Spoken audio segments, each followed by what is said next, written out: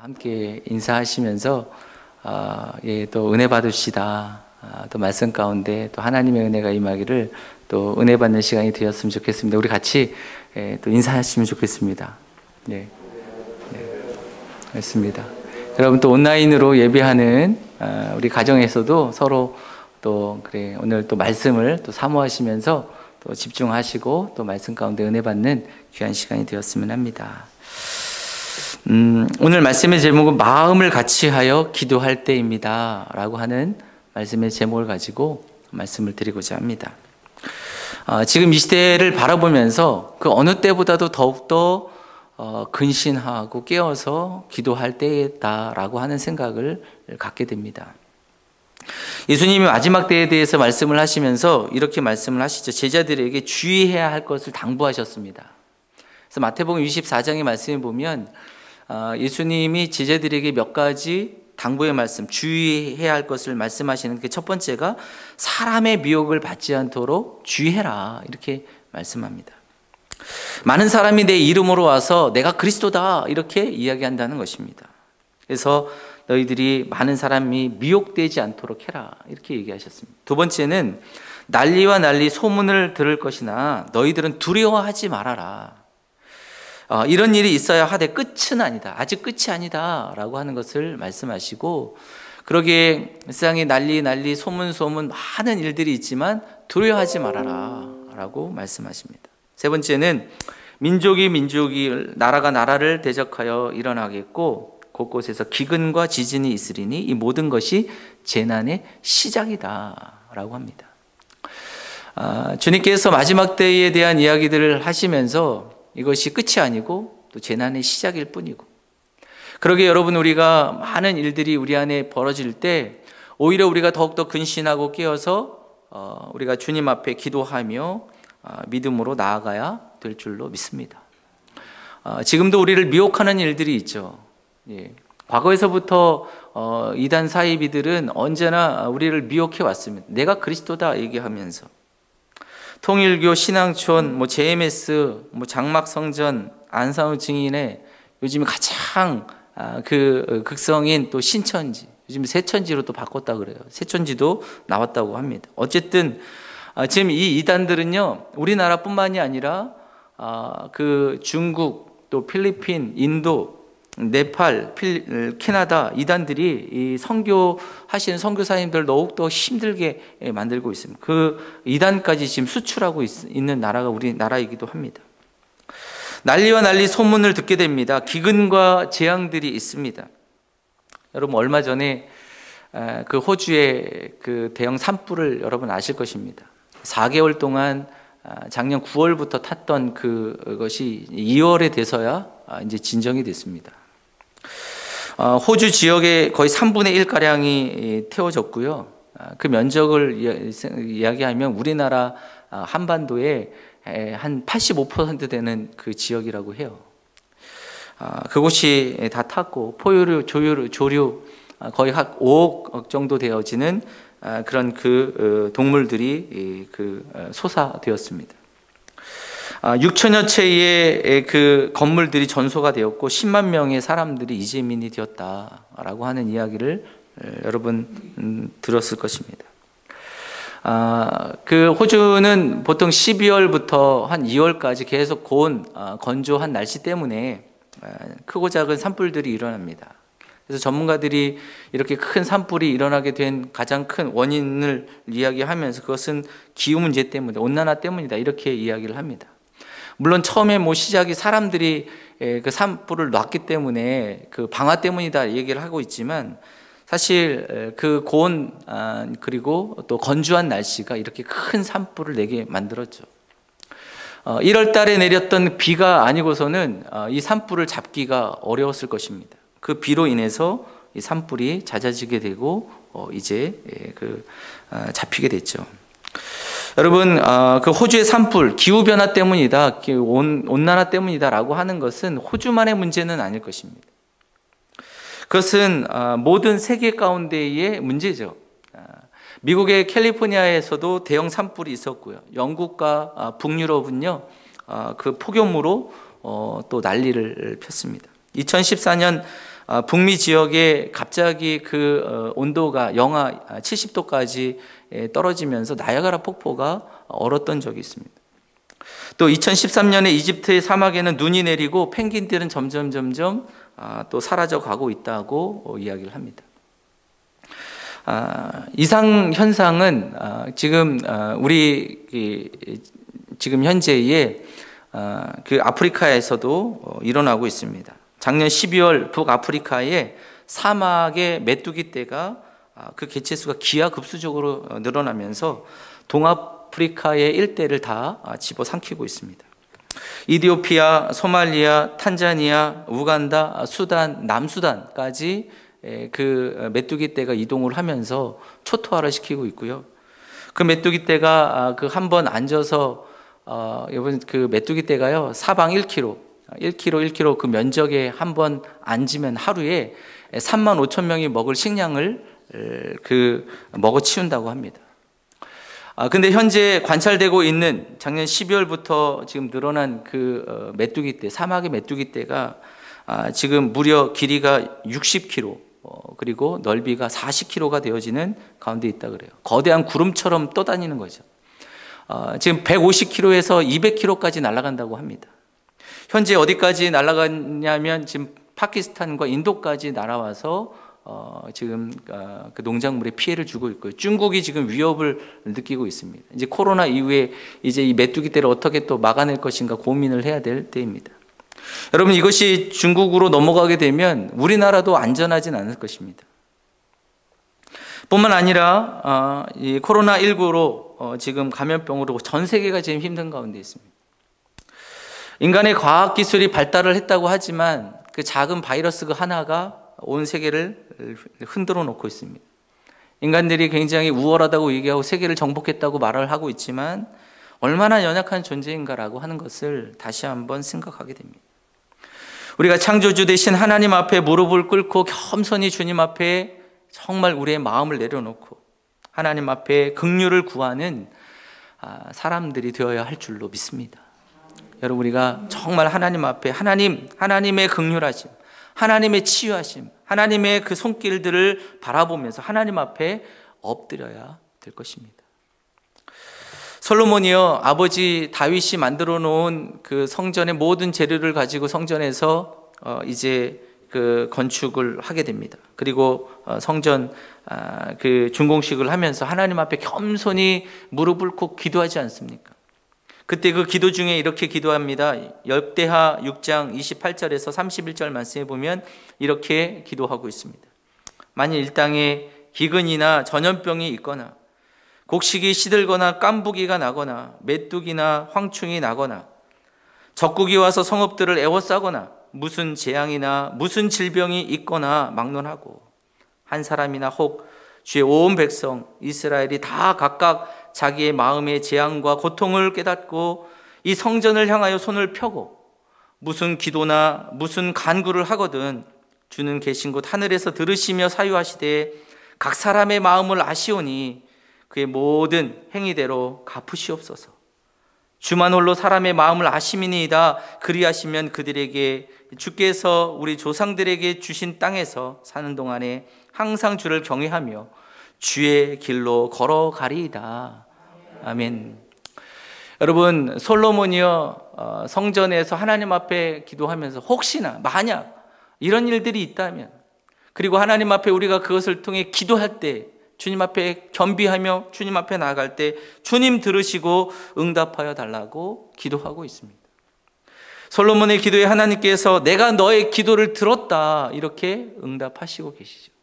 사랑하는 성도 여러분, 우리가 참으로 이 땅에 난리 소문소문 또 여러 가지 어려움 가운데 우리가 하나님 앞에 겸비해서 주님 앞에 기도하며 간구하며 나아가는 저와 여러분들이 되시기를 간절히 축원합니다. 예수님이 이 땅에서 제자들에게 말씀하시면서 마지막 때의 징조에 대해서 이야기하시며 그때와 그 시는 아무도 알지 못한다. 그러나 여러분, 예수님께서 그 말씀하시는 언제인지는 우리는 알지 못합니다. 하지만 우리가 아는 것이 한 가지 있습니다. 2000년 전에 주님 말씀하신 그때보다는 그때와 그 시기가 훨씬 더 가까워졌다는 것입니다. 그러게 여러분, 예수님이 말씀하셨던 것처럼 우리가 깨어서 기도하고 깨어서 주님 앞에 더 가까이 나아가는 믿음의 성도들이 되어야 할 줄로 믿습니다. 깨어있다는 것은 잠을 안 자는 게 아니죠. 우리가 영적으로 깨어나는 것을 말합니다. 정말로 주님이 원하시는 진리의 길이 어디인가, 주님이 기뻐하시는 길이 어딘가, 어느 편에 서야 되는가, 주님께서 깨닫게 하시는 것이 무엇인가 깨닫고 분별하는 데에 우리가 그 서야 된다는 것을 말씀을 하시고 있습니다.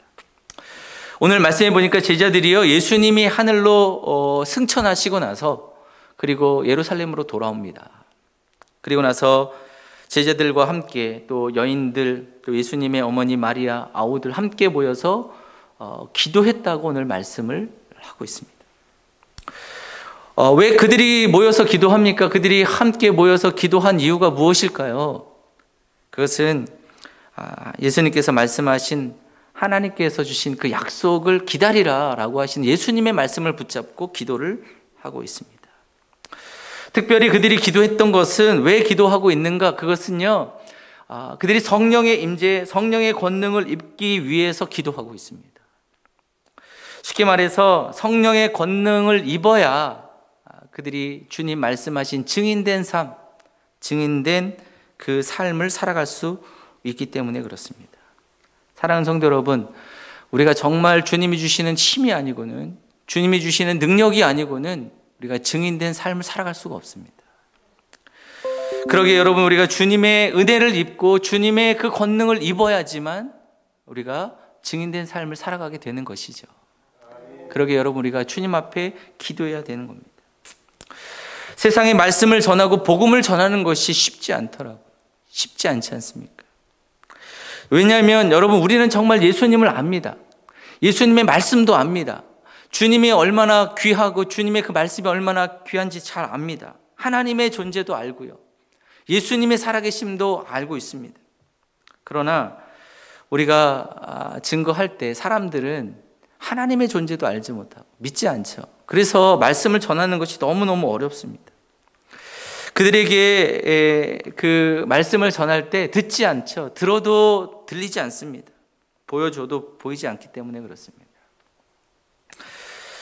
예수님이 씨 뿌리는 비유를 하십니다. 길가에 돌짝밭에, 그리고 가시덤기, 좋은 밭에 그 씨를 뿌렸다고 말씀을 하고 있습니다. 길가에 떨어졌다는 것은 여러분, 그 땅은요, 사람의 마음을 의미하는 거죠. 그 씨앗이 심겨지지 않습니다. 길가에 그냥 굳어져 있는 그 길가에 덩그러니 그 씨앗이 있습니다. 뿌리를 내리지 못합니다. 그래서 새가 와서 먹었다. 그 새는 예수님이 해석하시기를 악한 자다라고 얘기합니다. 사단이다. 사단이 와서 그 씨앗을 빼앗아 먹었다는 것을 말합니다. 돌밭에 뿌려졌다는 것은 기쁨으로 받고 또한 뿌리를 내리지만 돌로 인해서, 그 환난과 박해로 인해서 더 이상 그 뿌리를 내지 못하고 죽어버리는 것입니다.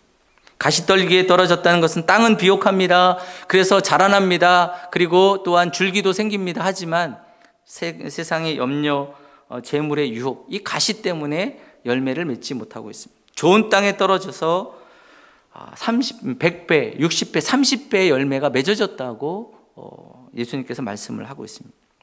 여러분, 복음의 씨앗이 심겨졌을 때요, 그것이 뿌려졌을 때 그 결과로 나오는 것은, 열매를 맺게 되어지는 것은 4분의 1밖에 되지 않습니다. 25%예요. 그럼에도 불구하고 농부는 그 길가에도 뿌립니다. 돌짝밭에도 뿌립니다. 그리고 가시덤불에도 뿌리는 거죠. 좋은 땅에만 뿌리는 것이 아닙니다. 기대하고 뿌리는 거죠. 4분의 3이 많은 사람들이 거부할 것입니다. 여러분, 우리도 말씀을 증거하고 복음을 증거할 때 수많은 사람들이 거절합니다. 듣지 않습니다. 그래서 복음 전하는 것이 어렵습니다. 여러분, 길가에서 복음 전하면 사람들이 듣지 않잖아요. 요즘에는 더 그렇지 않습니까? 기독교에 대한 부정적인 이미지 때문에 경계하고 의심하고, 그래서 여러분, 관계전도 아니고는 참 전도하기가 어렵습니다. 내가 삶으로 보여져요. 내가 정말 하나님의 사람으로 삶을 살아가는 하나님의 사람의 모습을 보여주지 않으면, 거룩한 모습, 진실한 모습, 신실한 모습을 보여주지 않으면 주님의 말씀을 증거하기가 너무도 어려운 시대가 되었습니다. 우리가 가지고 있는 정말 정금 같은 그 보물, 그 복음을 가지고 있지만 그 복음을 증거하기가 어렵고요. 사람들의 마음이 굳어져서 이 말씀이 들어가지 않습니다. 심겨지지 않습니다. 그래서 기도해야 할 줄로 믿습니다. 성령님의 임재와 성령님의 그 권능이 임하고 그 굳었던 마음이 부드럽게 되고 그곳에 복음의 씨앗이 심겨지기를 기대하며 기도하는 것이죠. 우리가 기도해야 될 더 중요한 것은요, 이런 그 세상이 참으로 마음이 강팍하고 마음이 굳어져 있기 때문에 먼저 내가 기도하는 가운데 하나님의 임재로 충만해지고 하나님의 마음으로 굳건해져야 됩니다. 하나님의 말씀으로 내 마음의 생각이 지켜야 되는 거죠. 그래서 내가 주님이 주시는 그 말씀으로 사명자로 내가 믿음의 사람으로 서기 위해서 주님 앞에 기도하는 것입니다.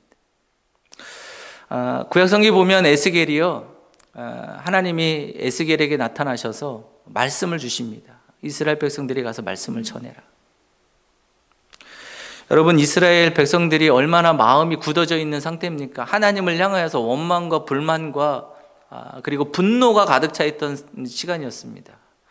왜냐하면 이스라엘이 완전히 무너지고 그들이 포로로 바벨론에 잡혀가 있던 상태였기 때문에 이스라엘 백성들은요, 하나님을 향하여서 분노하고 있는 때입니다.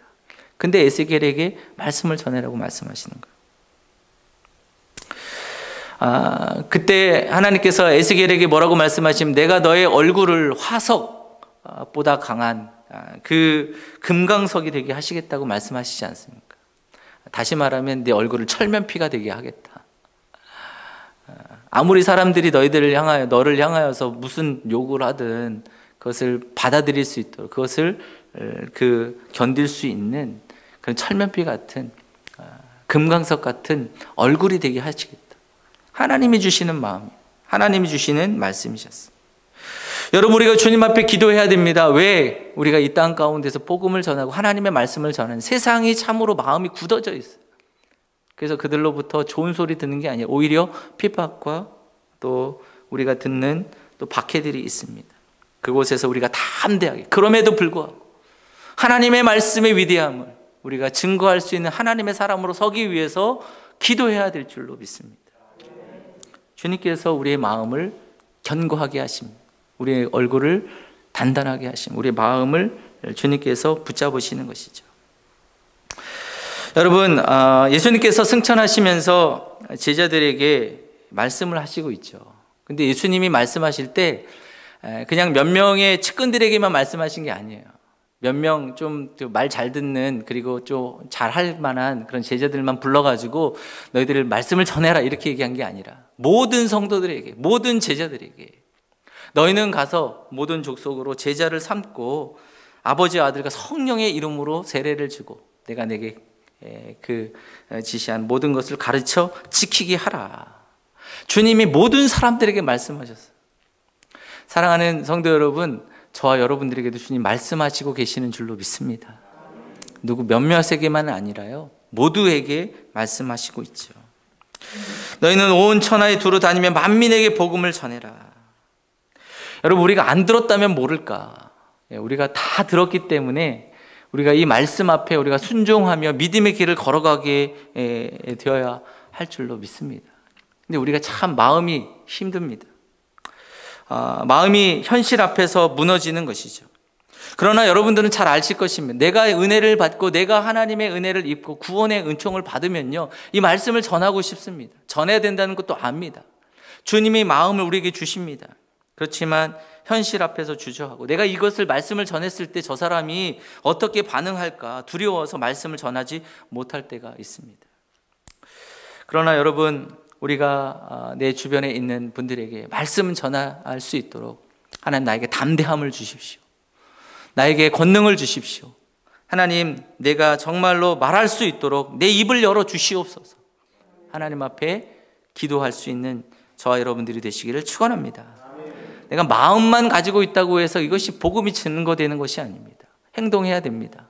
전해야 됩니다. 말해야 됩니다. 그래서 기도하는 것이죠. 기도할 때 하나님께서 우리의 마음을 담대하게 하실 줄로 믿습니다. 기도해야 사람 보지 않습니다. 기도해야 하나님만 바라보게 되는 것입니다. 그래서 주님이 주시는 마음으로 주님이 말씀하시는 것들을 행하는 것이죠. 증인된 삶을 살아가게 되는 것입니다. 두 번째는 왜 우리가 기도해야 되는가? 왜 이들이 제자들이 예수님의 말씀을 듣고 와서 함께 모여서 다락방에서 함께 기도하고 있는가? 여러분, 기도해야 하나님의 구원의 역사가 이루어지기 때문에 그렇습니다. 하나님의 에스겔에게 말씀하시면서 이스라엘 백성이 회복될 것이라고 말씀을 하셨습니다.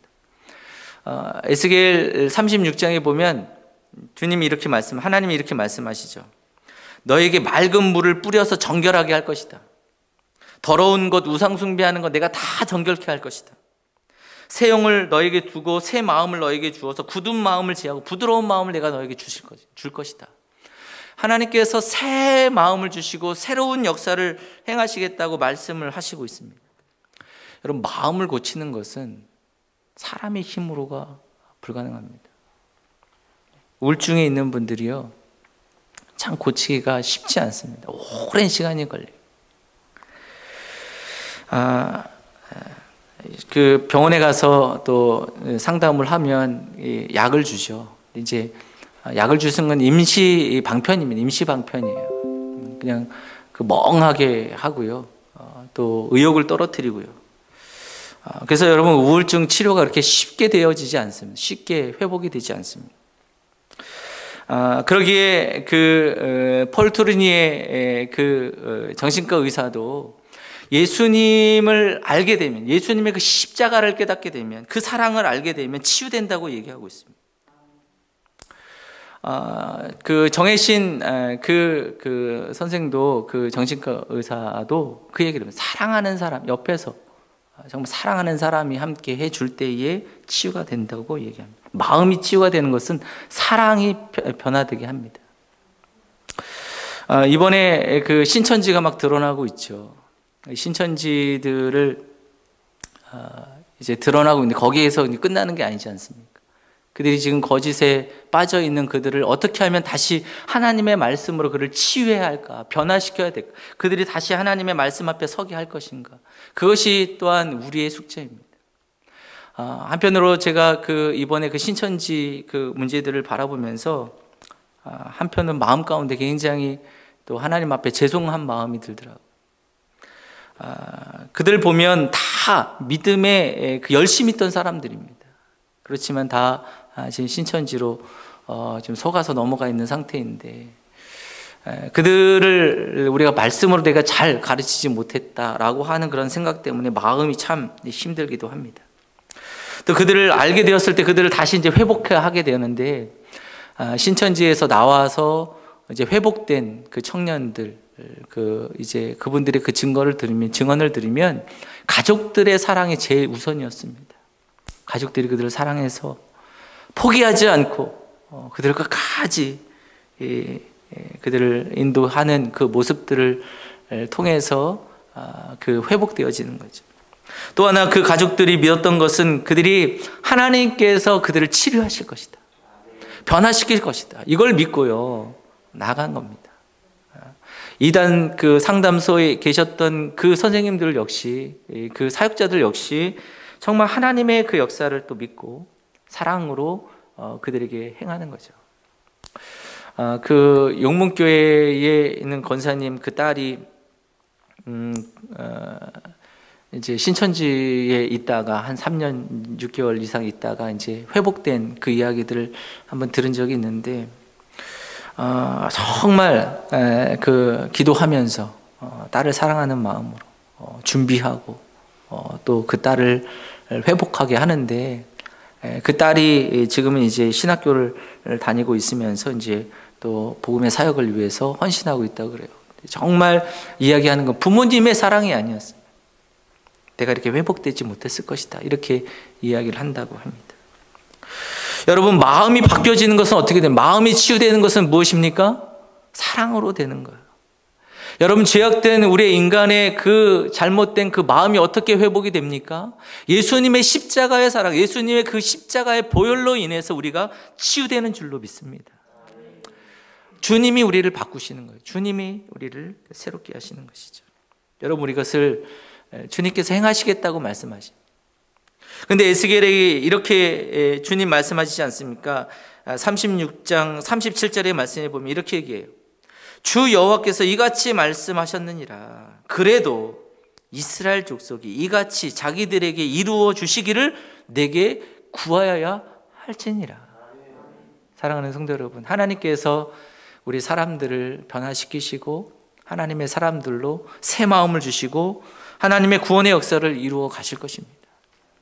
그러나 이것을 믿고 구하는 자들을 통해서 하나님 역사하시는 거죠. 하나님의 구원의 역사가 일어나는 거죠. 이루실 약속을 믿고 구하는 자들에게 응답하시고 역사하시는 것입니다. 사랑하는 성도 여러분, 가정에 구원하시기를 원하십니까? 구하시기를 축원합니다. 정말로 이 땅이, 이 민족이, 또 이 지역이 정말 하나님이 구원하시고 회복하시기를 여러분 믿으십니까? 그럼 여러분, 우리가 기도해야 될 줄로 믿습니다. 우리가 정말 이 나라와 민족을 위해서, 이 지역을 위해서 우리가 함께 기도하며 나아가야 될 줄로 믿습니다. 여러분, 한 영혼이 회개하는 것은 우리의 말의 그 뛰어남이 아니라 정말로 하나님의 성령의 역사이죠. 바울은 누구보다 뛰어난 학자였습니다. 누구보다도 설득력 있게 이야기할 수 있는 학자였습니다. 그러나 바울은 누구보다도 기도했던 사람입니다. 늘 기도를 부탁하면서 또 너희들을 위해서 내가 기도한다. 로마서 1장의 말씀에 보면요, 바울은요 로마 교회에 있는 성도를 한 번도 본 적이 없습니다. 그런데 그 로마 교회의 성도들을 위해서 내가 너희들을 위해서 늘 생각하며 기도한다고 말씀합니다. 그리고 데살로니가 교회를 향해서도 항상 기뻐하라, 쉬지 말고 기도하라, 범사에 감사하라. 바울은 자기 자신이 늘 기도하는 사람이었기 때문에 기도에 힘쓰라고 권면을 하고 있습니다. 그럼 바울은 복음의 비밀은요, 본인의 힘, 내 힘이 아니라 하나님의 역사, 하나님이 이루시는 역사에 달려 있음을 알았기 때문에 쉬지 않고 기도했습니다. 사랑하는 성도 여러분, 우리가 기도할 때 하나님 일하십니다. 우리가 기도할 때 하나님 역사하십니다. 우리가 기도할 때 하나님의 구원의 역사, 은혜의 역사가 있게 될 줄로 믿습니다. 오늘 그러면 우리가 어떻게 기도해야 될까? 오늘 말씀해 보니까 두 가지를 이야기하고 있습니다. 첫 번째는 혼자 기도하는 게 아니라 함께 기도해라, 이렇게 말씀합니다. 두 사람이 함께 모인 곳에 나도 그들과 함께 있다고 주님 말씀하셨고요. 또한 여러분, 한 사람이면 패하겠지만 두세 사람이면 맞설 수 있고 세 겹줄은 끊어지지 않는다. 우리가 기도해야 된다는 것은 알지만요, 기도하다 보면 자꾸 우리가 또한 지칠 때가 있잖아요. 넘어집니다. 계속하기가 좀 힘듭니다. 근데 함께 할 때에 지속할 수 있는 거죠. 함께 할 때 기도할 수 있습니다. 에스더는 함께 기도를 요청했습니다. 그리고 함께 기도해달라, 나를 위해서 기도하고, 또 그럴 때 정말 하나님의 역사, 역전의 역사가 일어나게 됐습니다. 사랑하는 성도 여러분, 또한 오늘 말씀 가운데 보면 오늘 제자들, 또 여인들, 또 예수님의 말씀을 들었던 그 마리아, 또 그 동생들 함께 모여서, 우리가 그 다음에 말씀을 듣지 않았지만 120명의 그 제자들이 함께 모여서 함께 주님 앞에 기도했습니다. 여러분, 우리 가정에 문제가 있습니까? 그러면요, 기도해야 됩니다. 근데 혼자 기도하는 것보다 함께 기도하는 것이 더 하나님의 역사가 임하게 되는 것이죠. 부부가 함께 기도하는, 자녀들과 함께 기도하는. 여러분, 자녀들 어리다고요, 그냥 얘네들 얘기하지 않고 문제 그냥 기도하는 게 아니에요. 자녀들도 함께 그 문제들을 놓고 함께 기도하도록 요청해야 됩니다. 하나님은 그 문제를 통해서 문제만 해결하는 것이 아니라 그것을 통해서 함께 기도함으로 하나님을 드러내시기를 원하십니다. 하나님을 나타내시기를 원하시는 거죠. 여러분, 그 문제가 해결되는 것보다 더 귀한 것은요, 그 가족이 함께 하나님의 살아계심을 체험하는 것이 훨씬 더 중요한 것입니다. 그것이 영적인 재산입니다. 교회도 함께 기도해야 되죠. 함께 모여서 기도하고. 지금은 함께 기도하고 싶어도 함께 모이지 못하기 때문에 참 안타깝습니다. 그러나 여러분들의 자리 가운데에서 정말로 교회를 위해서, 이 민족을, 이 땅을 위해서 함께 기도하시는 여러분들이 되시기를 간절히 축원합니다. 모이지 못하게 하니까요, 더 막 모이고 싶은 마음들이 막 생기지 않으세요? 네. 여러분 함께 그 각자의 자리에서 또 사모하는 마음으로 함께 기도해 주시기를 부탁을 드립니다. 두 번째는 오늘 한 마음으로 기도하고 있다고 말씀을 하고 있습니다. 한 마음으로, 마음을 같이 해서 기도했다. 어디에 마음을 두어야 될 것인가? 우리 하나님의 말씀, 하나님의 약속의 말씀에 마음을 두어야 될 것입니다. 내 야망, 내 그 야심이 아니라 하나님의 말씀, 하나님의 계획이 우리의 마음을 같이 두어야 되는 거죠. 그때의 기도에 힘이 있습니다. 출애굽기 19장의 말씀에 보면 하나님께서 모세에게 하나님의 계획을 말씀하시잖아요. 너희는 내 소유가 되고 너희는 거룩한 나라가 되고 그리고 또 거룩한 백성이 되리라. 사실 이 말씀을 모세에게 주셨지만 이건 온 이스라엘에게 주셨던 말씀입니다. 여러분, 그런데 이 말씀을 두고 기도했던 사람은요, 모세 한 사람이었어요. 너무 안타깝죠. 물론 이제 그 여호수아와 또 그 갈렙과 또 그 만나 세대, 그 광야에서 만나 세대가 모세와 함께 기도하면서요, 엄청난 역사를 하나님께서 그들을 통해서 행하셨습니다. 그래서 가나안을 정복하게 하시는 하나님의 역사를 주시는 거죠. 또한 여러분, 하나님의 마음을 품고 기도했던 사람이 누굽니까? 여러분, 많지는 않지만 다윗이었습니다. 다윗은 정말 왕으로 있었지만 하나님의 뜻을 마음에 품었습니다. 그리고 제사장 나라로서 온 민족이 하나님의 나라로 이 온 민족을 이끌기 위해서 기도했습니다. 그러게 여러분, 거룩한 백성이 되기를. 그래서 하나님은 다윗에게 모든 지원을 아끼지 않으십니다. 하나님의 손길로 모든 것들을 행하게 하시고 풍성케 하시고 강하게 하시고, 하나님께서 다윗을 통해서 그 나라가 견고하게 하시고 제사장 나라의 역할을 행하시고 계십니다. 사랑하는 성도 여러분, 우리가 마음을 같이 해서 정말로 하나님의 계획과 그 뜻을 마음을 품고 함께 기도하는 믿음의 성도들이 되시기를 간절히 축원합니다. 하나님이 역사하실 것입니다. 하나님이 길을 여실 것이고 또 이 민족과 이 땅 가운데 하나님의 뜻이 이루어지도록 하나님께서 우리 가운데 은혜를 베풀어 주실 줄로 믿습니다. 그러게 여러분, 오늘 온 교회가 한 마음을 품고 함께 기도함으로 성령의 은혜로 충만하고 하나님의 역사를 이루어가는 믿음의 교회, 믿음의 성도들이 다 되시기를 간절히 축원합니다. 함께 한번 기도하겠습니다.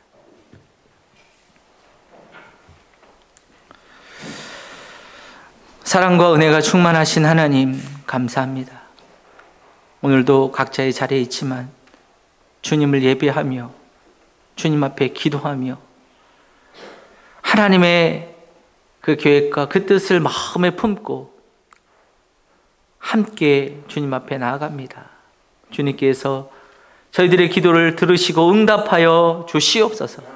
특별히 하나님, 지금 코로나19 전염병으로 참으로 온 나라가 어지러운 가운데 있습니다. 두려워하지 않게 하여 주시옵소서.